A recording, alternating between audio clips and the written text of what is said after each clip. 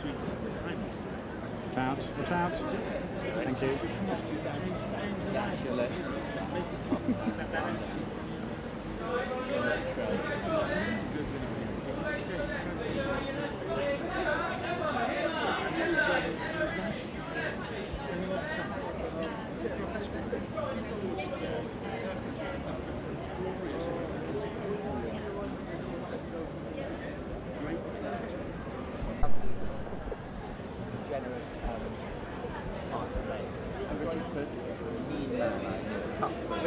Richard Curtis is the hardest man I've had to work with. He is absolutely incredible.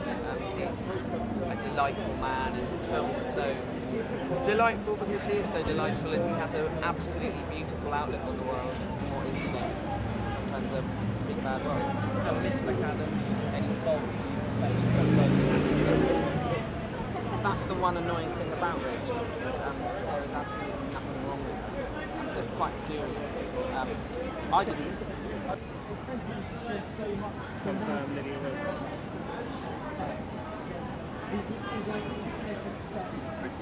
It's pretty, I like the dress. Well, this one was particularly in the West. I know everybody was. I don't know. Absolutely. Down to Amy. Can we find out the dress? You didn't get the snack away. I like having the. This is a bit more professional, I know.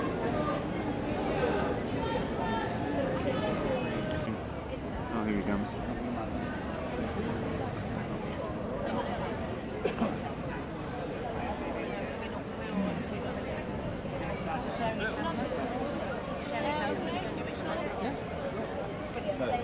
Hello, hi, I'm Tom. Pleased to meet you. Hi, I'm Neil from the university. I have a question. Oh, yes, okay. Don't worry about it.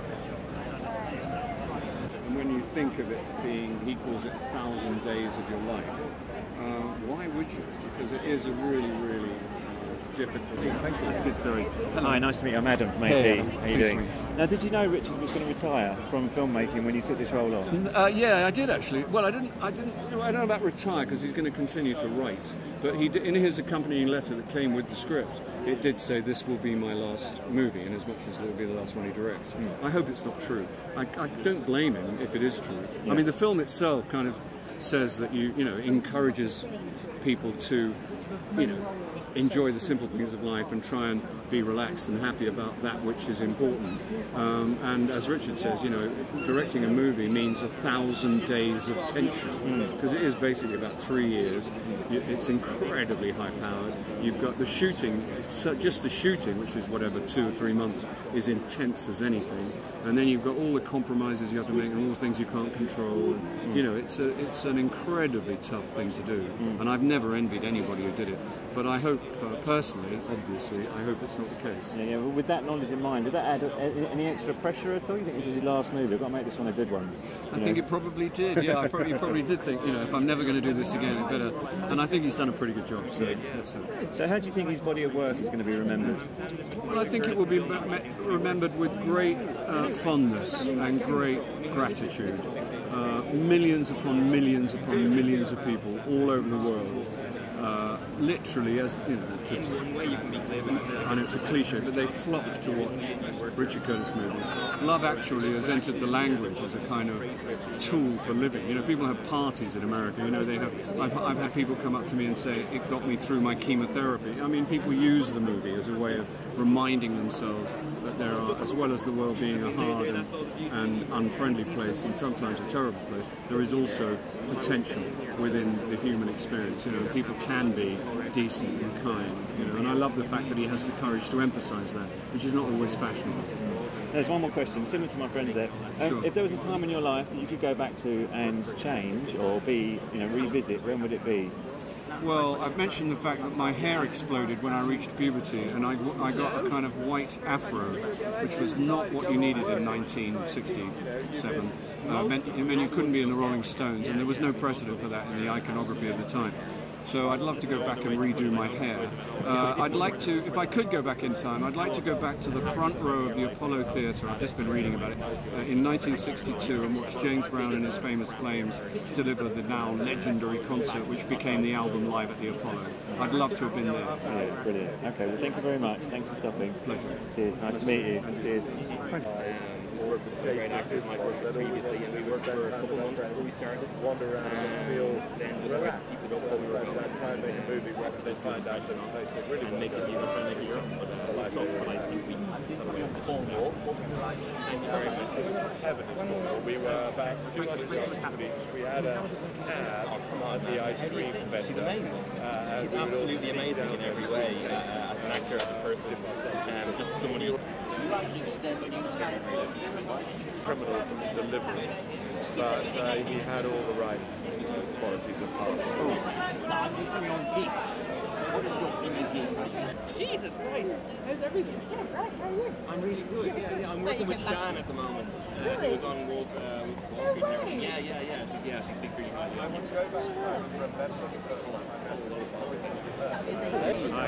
Make sure I do say hello. Hi Richard, how you doing? Nice to meet you. Thank you. You are quitting movie business, or what's the story? I have said that I'm not sure I'll direct another movie because they take a lot of time and effort, and this movie is about seeing whether or not you can spend your time in as delightful a way as possible. Right. I find movies a bit tense. Is that why you call it About Time? Is there some sort of... About time I stopped directing, possibly. If you've been thinking about it for I am going to go on writing stuff. Right, okay. And why now? Why have you come to this decision now? I don't know, you know, I think that, I mean, if you see the film, 3 members of my family have died since I last made a movie. I'm very aware of, you know, the mix of good and bad in life. And I think I've done a lot of work on the movies, and maybe it's time that I try and walk in the park a bit more. And it's good to leave on a high as well. You know, you've had a lot of success with your films, and you must be very proud of the body of work that you have. You know, sometimes I look back and think, oh, that's a lot, and sometimes I look back and think, oh, come on, surely I could have done better than that. But that's how you're in. How would you like your body of work to be remembered? Do you know, I hate to say, but comic relief is the thing that I'd most like to be remembered, and I hope that goes on for a long time. I'd like to think I helped struggling actors like Bill Nye and Hugh Grant achieve more than expected. Yeah. And is there some highlights in your career? There's some moments that really stand out? You know, you've got to... I have to say, the best thing I've ever done is work with Rachel McAdams on this film, because she's a genius. Perfect. Well, what was it about this particular story that really, you know, got your attention? Well, it's because of the fact that I think I had a really simple thing to write about, which was see whether or not you can just relish the normal days of your life. And I tried to think of a hugely convoluted way to say that story, that if you could time travel, if you could go anywhere, do anything, you might just decide that how you are now is how you want to be, and you should just try not to worry as much. And you must have thought about the moments in your life that you might want to change. What is there any that you can tell us about? I would like to change every item of clothing I wore between my 12th birthday and my 23rd. Why? Because it led to romantic disaster. Brilliant. Well, thanks very much for stopping. It's nice to meet you. Very good to talk to you. Richard, there was one quick thing I was getting 10 months of the I see. So, what was it that made you make this decision? Look, I always, you know, when I started this film, I thought I wanted to write a film that sums up really how I was feeling about life and I felt. So it's kind of got a romantic comedy, which is the first half of the movie, and then it's got a whole film about it. Now, as far as, what would you say your legacy is for this sort of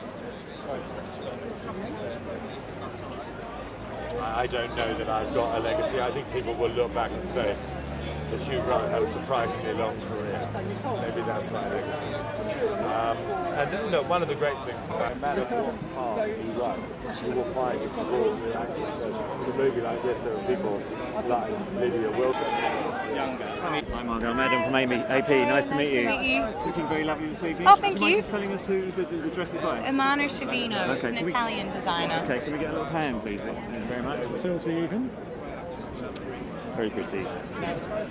So, did you know this was Richard's last film when you got involved? I didn't, no. Okay. No, but I was honoured to just be handed a script that said Richard Curtis on the front of it. I thought, this is amazing. Yeah. I don't think, I'll have a word with him. I don't think this is going to be advice. It doesn't seem right, does it? No. I mean, it must be an extra privilege as well, knowing that it is possibly his last film. Yeah, I'm glad to be in any film of his at all. I'm very, very fortunate, yeah. So, what can people expect this for? I mean, every one of his films I've ever walked out of, I've felt so touched and happy and optimistic about everything, about the simple things in life, and that's exactly how I felt walking out of this. 10 times that walking out of it. It was so emotive, so beautiful, has such a beautiful, simple message. It's fun, it's light, it's funny, and it's also incredibly touching. Yeah, it's such a good movie. I love it. And he manages to get some really excellent performances from his actors. Yeah. What is it about working with him? What's the sort of dynamics between He's them? just so easy to be around. He's very easygoing, and he's like how he seems on paper. He's witty and he's genuine and he's lovely, and it's very easy to get comfortable around him quickly. And that makes for a very comfortable set where you can feel free to put yourself in a character. Yeah. And who do you play in the film? I play Charlotte, so I play the initial love interest of Donald Gleason's character at the beginning of the film before he meets Rachel McAdams' character, and then I come back in later on in the script and he ends up picking the right girl, so I come back in and everyone's like, oh, don't go with her, no, and he doesn't, and they live happily ever after. Just gave it away. Yeah, sorry, ruined it. Spoiler alert. I'm asking everybody, if there was a moment in your life that you could go back to and change, what would it be? Oh, no one's asked this yet. Oh, really? Okay, A moment I could go back to and change. It'd probably be like one of those embarrassing moments in junior school where like I walked into a pole in front of the guy I liked or something like that. I definitely go back to that moment and know that that pole was coming and not walk head straight on into That's it. stuck into your memory? Yeah, no, it has, because I was on the way to school photos, so then I did these photos with this giant like egg-sized lump on my head. It was like imprinted on photo paper forever of my embarrassing mistake. But no scars, fortunately. Yes, no scars. Right, thanks very I'd much. go back and change that. Have a nice evening. Thanks for stopping. Cheers.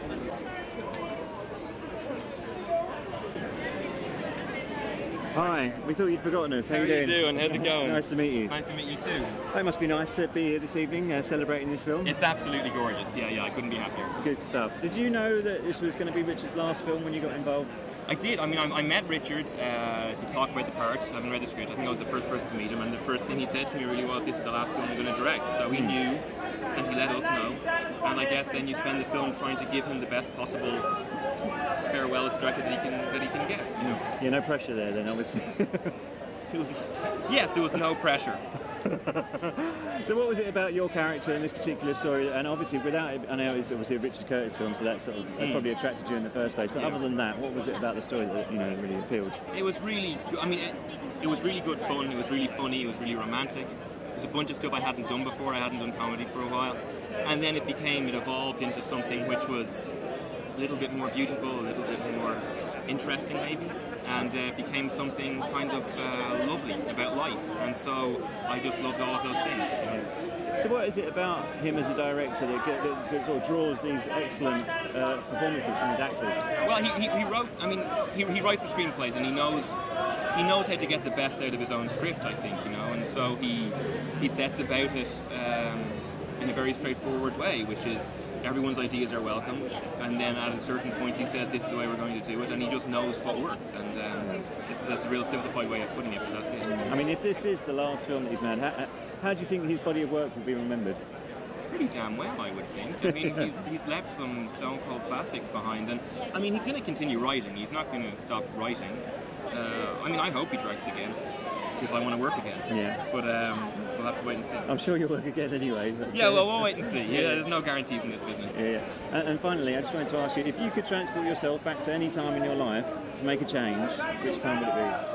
I would go back and not let Emma Freud kiss my shoulder, because she was wearing lip gloss and she has just ruined a good suit. And if you can find her here, that's her there. That's her there. That's Emma Freud there. Ruined my suit. I'd go back and stop that happening. Brilliant. Yeah. Okay, thanks very much. Cheers, nice to meet you. Nice to meet you. Thanks, buddy.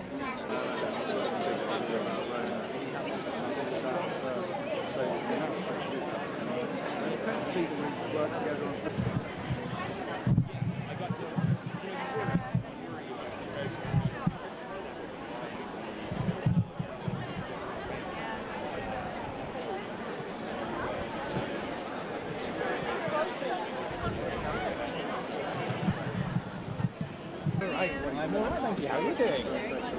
Excellent. Well, first of all, I mean, we've been hearing this Richard Curtis's longest role as a director. I know, but what do you think? I mean, how do you feel about that, and what do you think about his personal style of directing? Well, I really hope it's not his last, of course. He's also busy saving the world, so, you know, it's hard to ask him to stop doing that so that he can direct a movie, but it'd be nice if he could do both. And he's a pretty balanced guy, so I don't think we've heard the last of him. And he'll continue to write, and so hopefully there'll be lots of Richard Curtis left in the world, but... Sorry, what was your second part two? It was what's he bring to the... Oh, yes. Well, it's a really complete package, isn't it? Because he kind of makes you laugh, makes you cry, makes you appreciate, the small things in life, which are actually the biggest, most important things. You know, he's got such a wonderful family, and I think he expresses that in his films. They're quite autobiographical, not verbatim, but... he brings a lot of his heart to it, and you can feel that. I mean, they're the kind of movies that sort of crack open your heart a bit and make you a little, I don't know, they always make me cry, but maybe that's just me. Now, as far as the going back and... Hi Rachel, nice to meet you. I'm Adam from AP, nice to meet you. Hi, nice to meet you. So, knowing that this was Richard's last film when you got involved, did that add any extra pressure on you as an actress? Well, I refuse to believe that that's true, so I just ignore that. But I hope it's not. I think he's so wonderful, and everyone always loves his movies so much, and I think they're really meaningful, so hopefully not. But he's not going to just take a vacation either. He's so involved with comic relief and saving lives, so it's hard to fault him for wanting to concentrate on that, but I hope he'll still make movies. We'll try to coax him back. Yeah, so how do you think if this is his last movie, how do you think his body of work will be remembered? Well, rather fondly, I think. I don't know anyone who doesn't have a soft spot for at least one of his films, if not most of them. So I think he'll be well remembered. Yeah. And as a director, I mean, what was it like? What's the dynamics like between an actress and a director? Him in particular. Well, I mean, he's very collaborative, but what's great is that he's such a great writer. So you can really use his words and lean on the script, and most of the answers you need are right there. So, but if you have any questions, he's obviously very open, and he's full of great stories. I mean, I could just hang out with him all day because he's had such a wealth of experience, and he's such a kind person. So he sees the world through a really lovely lens. I know, isn't it lovely? Yeah. Thank you. Thanks very much. Cheers. Thanks for stopping. Yeah, Cheers. pleasure. And we've got Donald Beatty talking to Richard Curtis.